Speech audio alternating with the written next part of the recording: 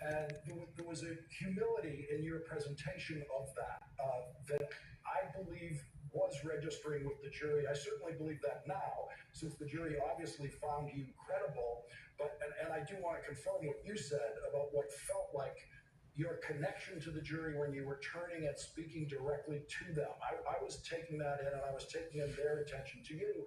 And the mystery, as we all know, is just, well, okay, are they believing him? And I think this verdict says that they were. But Michael, I want to take you to what everyone considered, and including me at that moment, the most dramatic moment in your cross-examination. Now, I didn't think it was as big as other people thought, because cross-examination was never the end of the story. I was waiting to see what would happen on redirect, and it changed a lot, and to your advantage on redirect. But you know what I'm talking about. It's that Todd Blanche moment on the minute 30-second phone call that you identified as happening at 8:02 p.m. And Todd Blanche insisted to you, based on text messages that were part of the record before that when you got Keith Schiller on the phone and you asked to speak to Donald Trump about the Stormy Daniels payoff, that in fact you were calling him about harassing phone calls and phone treatment that you were suffering at the time. And surely you spent that whole time talking to Keith Schiller about the harassing phone calls, and your testimony then changed in the moment to, you talked about it to Keith Schiller, and then you talked about it to Donald Trump. And there were legal analysts on other networks, Michael, who were saying that was it. That was the knockout punch. Michael Cohen's destroyed. And I'm not talking about Fox, but your credibility was supposed to have been destroyed in one question and answer.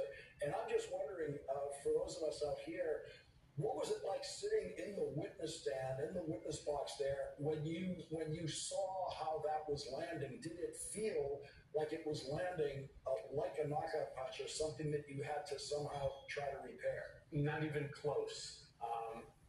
When the question about the minute and 30, I recall, and I stayed emphatic, that I spoke to Donald Trump. I know it. The same way you know certain things that happen in your life, like the day that your child was born, or the day you got hit by a car, right? You know those dates. It's embedded into your head. I knew, based upon the facts, that I had spoken to Donald Trump, and I wasn't going to come off it.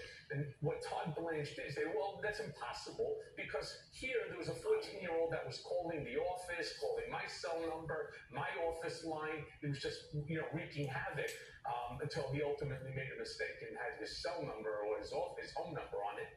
But I never changed my testimony. I stayed true to what I had said, which is I spoke to Donald Trump that night. We were fortunate because we had the weekend within which to look, and we found that 5 minutes earlier, Donald Trump had gotten off the stage, and it makes perfect sense that I could have, and I did speak to him. So I stayed my ground. I don't know why these pundits decide, it's good for television. That's about it. It's not, just because they say it doesn't make it so, it doesn't make it into a reality. It's just their opinion. But the funny thing is their opinion isn't predicated on any fact. It's just their opinion, right? And that's really, that's a shame on the media for even allowing it to happen, because it's not the reality. The reality is everything that I had said on that stand in 21 hours of being there was corroborated by documents. It was corroborated by others' testimony. So I don't think Todd Blanche landed a single blow, which is very difficult in a cross-examination. Can I butt in for 1 minute? Michael, I'm sure. I'm sorry. I was just going to say, Michael, I'm sure that all those pundits who said it was a knockout punch and your credibility was completely destroyed will all be apologizing to you. I'm sure. Just like they're still apologizing for me being in Prague. But Don, you wanted to say something? I just wanted to add on that, because I do think that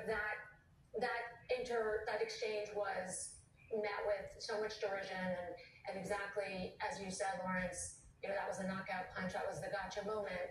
I think more than anything, it proved that Michael was telling the truth. There were so many ways that the jury knew that Michael was telling the truth.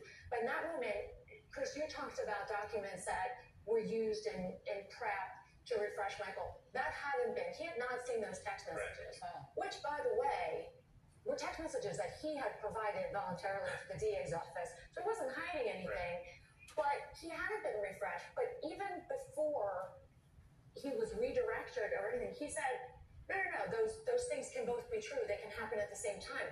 So it wasn't something he rehearsed or was discussed. It was organic, it was natural, and it was true. So it's easy when you're telling the truth to not be knocked off your balance. But I think that moment, more than anything, corroborated the story. Tanya, do you think Todd Blanche was graded on a curve? Because there was a real assessment that he flopped the day before, and there was this real, I don't know if it was sort of subconscious feeling for it to be fair, right? So he landed this one, I don't even want to call it a blow, but he made this one point. Do you think Todd Blanche was graded on a curve by the press? You know, I've known Todd for 20 years. He was my paralegal for my first criminal trial at the U.S. Attorney's Office. No way. He was This great. is one big giant fistful. We were all there at the same time. He's a good lawyer, and he's smart. He's careful. He's thoughtful. So I was surprised at the way that he conducted his cross-examination, and I think that is what happened. I think everyone was scratching their heads, saying, "Where's he going with this? It's all over the place. The timeline is off. The blows aren't landing, as everyone says." And then there was this moment where clearly Gordon acted like it was an ambush.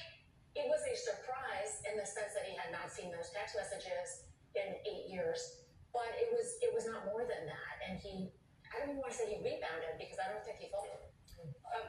Michael, let me just ask you, again, this is about both this trial and about your long experience with Donald Trump.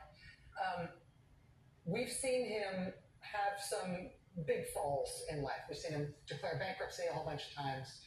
We've seen him involved in humiliating scandals of various kinds. But when it came to actually really being knocked flat, it's been twice. One is losing the 2020 election. The way he responded to that was by creating an alternate universe in which he did not lose the 2020 election, and the country is still paying the price. 3 times. 3 times. Right. Losing the 2020, the New York Attorney General case, and now the 30-foot count. The New York Attorney General case with the massive civil penalty against it. And so now this criminal, you're right to point that out in terms of the devastating nature of that blow in that civil case. Hundreds of millions of dollars that he owes.